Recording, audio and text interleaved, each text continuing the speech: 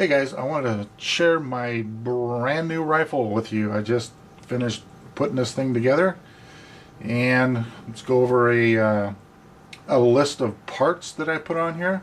Now I started off with a Juggernaut tactical billet lower receiver, and if you're not familiar with this color, this is burnt bronze.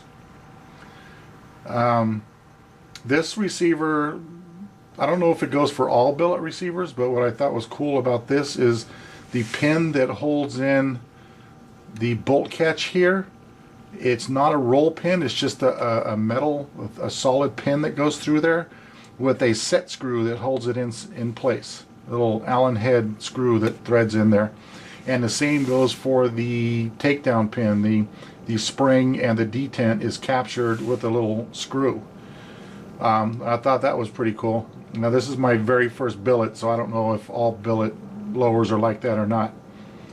But on here I have a Strike Industries mag catch and release, a Strike Industries extended paddle. You can see the length of the paddle there, bolt catch, and I had to modify this a little bit. This billet lower, these raised areas here stick out farther, and they're kind of squared off, you know, more than a forged lower would be. So I had to modify the bolt catch to fit on here. Now I had to shave some of it off of this edge here because it was sticking out just as far as it was on the right side. So I had to grind off part of this here and touched it up with some flat black paint. I have Strike Industries takedown and pivot pins. I have a Geisley trigger. This is the model SSA, which I believe stands for Super Semi-Automatic.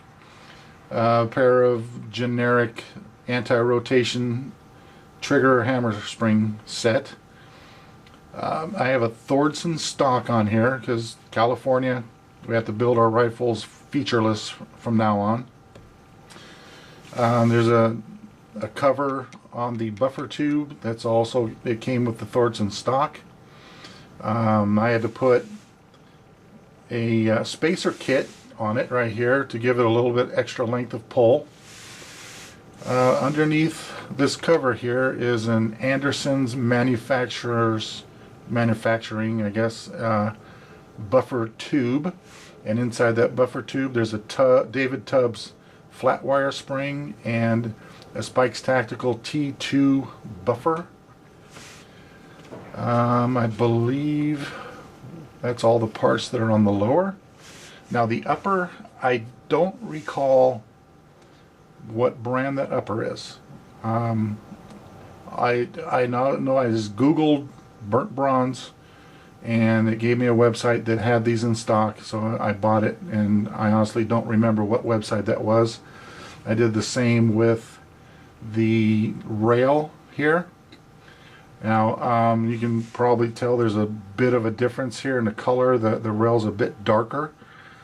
Now right after I ordered these, I had noticed that Primary Arms was having a sale, and they have matching upper receiver and rail sets, and I wasn't aware that they had those in stock. If I had known that, I would have purchased those instead of buying all three of these items from different places. But let's see, inside is Palmetto State Armory nickel boron bolt carrier group, and it's the M16 carrier. I have a Rainier Arms Avalanche ambi charging handle. I have these are just generic, they're clones of the Diamond Head flip up sights, the iron sights. Picked those up off of Amazon. I want to say they were like 25 bucks. I mean, Diamond Heads are well over 100.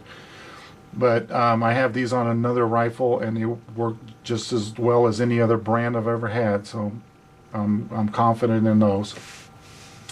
This is a True Glow, I don't want to say red dot because it has three different colored dots in it. It has red, green, and blue, but it's a True Glow brand. Gotta move the camera over this way. I have a Odin Works gas block on here, and just a generic tube, and this is an 18-inch 223 Wild barrel from Palmetto State Armory, and it is a rifle length gas system. Now the muzzle device here, this is actually designed for a 22 caliber rifle.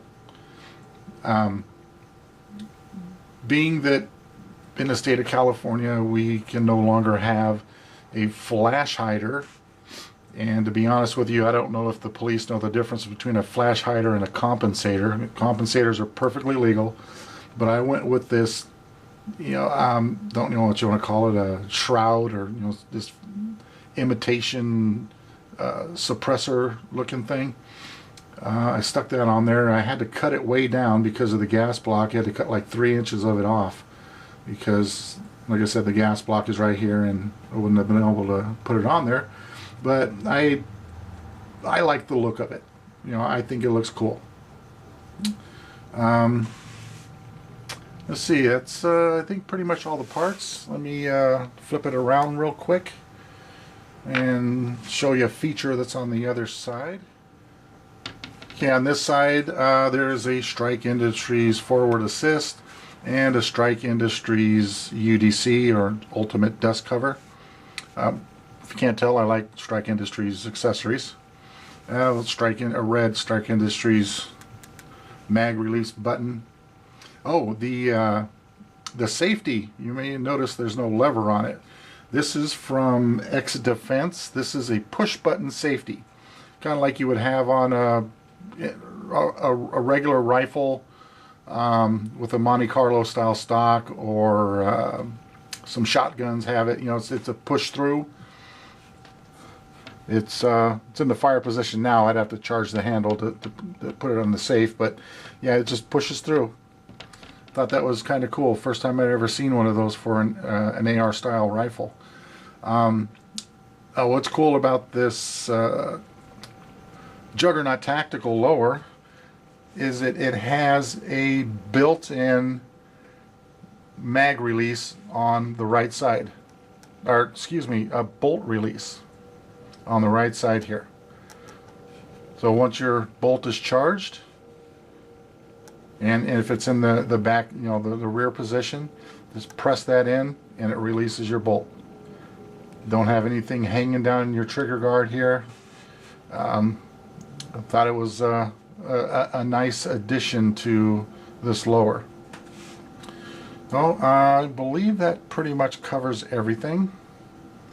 And I'll do some like fly-by video at the end. I want to thank you guys for watching, and we'll talk to you later. Goodbye.